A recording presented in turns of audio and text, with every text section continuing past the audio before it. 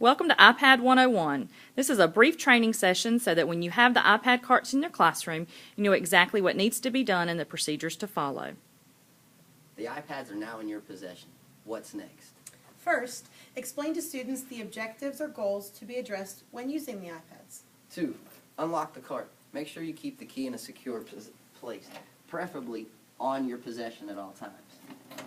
Before handing out the iPads, make sure you review the guidelines for proper student usage of these devices. For example, they are to be carried with both hands at all times, and they are not to search or browse for inappropriate materials or unrelated topics for whatever subject you're discussing. Before you place the iPad in the student's hand, make sure you've come up with some sort of numerical numbering system for the students and the iPads, whether it's a certain number for each student or a number for each student and one particular iPad. This will make it easier to monitor the iPads at a later time. You're ready to hand out the iPads, but what's next? First, call the students or groups by iPad number up to the cart. If you feel comfortable with a responsible student assisting you with this situation or procedure, you may train a student to do so. When removing from the iPad from the charger, make sure you are not pulling from the cable, but you're actually pulling from the plastic section of the charger. Then, pull the charger straight out so as not to bend the cable or metal prong. Your students are now ready to use the iPad as stated in your learner plans for the objective for the day. Make sure that you are mobile during this and that you can monitor the students to see that they are not doing things that have been discussed as inappropriate with the iPads. Before the end of class, give yourself approximately 10 minutes max to complete the iPad. Then, students should exit all apps by double-clicking the Home button. This is the large circular button at the bottom. Then, you are going to click on each icon that's at the bottom. You hold it down for just a second, and a small red circular minus sign will pop up. You're going to click on each minus sign, and that will cancel out or exit each app that you have been using for that day. That is to help the battery and to make sure the iPad is not overworking when they're not in use.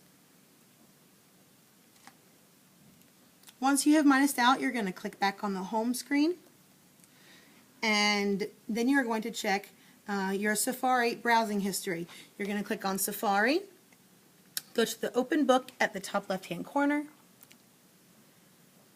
and clear history. You click clear history, it makes sure you want to. You're going to click clear history again, and your browsing history is now cleared. Click on the home button one more time to return to that start screen. Now, make sure you check the battery power. Make sure that none of the iPads are below 25%. This icon is located in the top right, and right beside the icon will be the percentage of how much battery is left. If an iPad is below 25%, make sure you take a note of that, because these iPads will be the ones that need to be plugged in and charged from the cart. It's not necessary to power off the iPads or put them to sleep at any time. There is a sleep or standby button at the top right hand corner. It is not necessary to use that. There is also a manner to close it out by holding down the power button at the bottom. You do not need to power these off. Make sure that you can see the number that's assigned to the iPad. It makes it a lot easier when you go to dock it back in the cart. Now it's time to put your iPads up, and again, you can use your trained student to assist you with the process. First, you're going to do the same thing. You're going to call the group or iPad number up, numerically in order, back to the cart. Do this one at a time. It will be less overwhelming for you as a teacher and much more orderly for the students. When you put the iPads back in their dock, make sure that the screen is facing to the right. With the black cart, there will be 2 iPads per dock. They'll have one with the thick black case, and then the second will be the thinner honeycomb case. These are numbered 1 and 2. The second dock is 3 and 4. The third dock is for 5 and 6. This will go all the way down through the 30 iPads. With the white cart, they are individually docked. 1 is in 1, 2 is in 2. They each get their own slot. This is due to the fact that the white iPad has a much thinner case. There is a small gray symbol on the plastic charger that's going to face to the right. When you have noted the battery levels, make sure that you write that down so you know which iPad needs to be charged. After you've put all of the iPads in, now it's time to plug them up for charging. The ones that do need to be charged are the only ones we're going to plug in. For this video, we're going to go ahead and plug in 2, 3, and 4. By grabbing a hold of the plastic plug, I'm going to insert it into the power dock. Make sure that the gray symbol is facing up or to the right as well. Make sure it is in completely. If you put it in upside down, it will not go in the slot.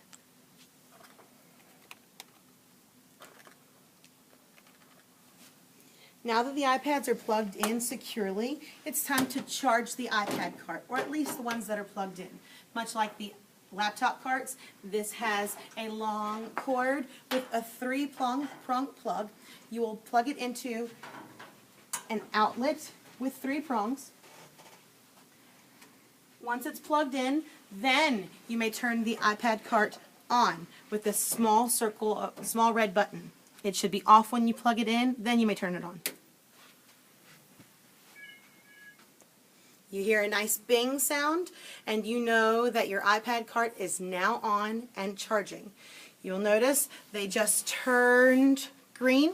The green light indicates that all of these iPads are plugged in and they are fully charged. Notice the number 22 is blinking green and red. That means that it is incorrectly plugged in. So you will need to go back into the front of the cart and make sure that you plug that in securely and with the gray symbol facing to the right. That is most commonly what happens when these are not plugged in correctly. Also, you notice that number 2 and number 1, those are charging. They can be 100% when they're green, but anything less is an orangish yellow color. Once these are charged past 25%, you may use them again. Just because this light is orange does not mean that you can't use the iPad. It simply means that it's not up to 100%. So don't get intimidated by the fact that these are orange. You can check the battery level when you take them out. When you're charging the iPads, do not charge them for more than 2 hours at a time. The battery level can be affected when this happens, so make sure that you use your time accordingly. Sometimes it only takes 30 minutes to charge them back up, but not over 2 hours. And never overnight. Never, ever overnight. Always keep them unplugged. When you're returning the iPads back to the library or to Ms. Polk, make sure that you inform her as to whether or not they have been charged. Make sure she knows if there's any problems with any one of them, and that you return the key as well when you're returning them to the library. That is all for iPad 101. We hope this has been informative. If you have any questions, please see a member of the Rawlinson Road Tech Team.